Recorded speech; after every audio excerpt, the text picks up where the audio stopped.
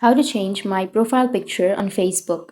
So if you don't change your profile picture on Facebook, then first you need to open up your Facebook application. Once you open up your Facebook, now you just need to simply go with the upper right, which has that three bar icon.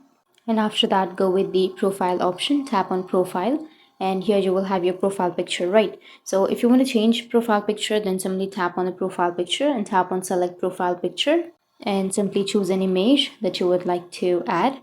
And if you want to share your update to your newsfeed, then you can toggle on the option, but in my case I will turn it off.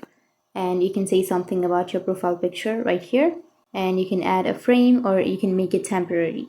So simply tap on add frame if you want to add some frames, and after that go with save, which is on the upper right, and it might take some time to upload your photo, so just wait for some time. And that's it, your profile picture has been updated. So that's how you can change your profile picture on your Facebook. And if you have any questions, feel free to comment below. Thanks for watching.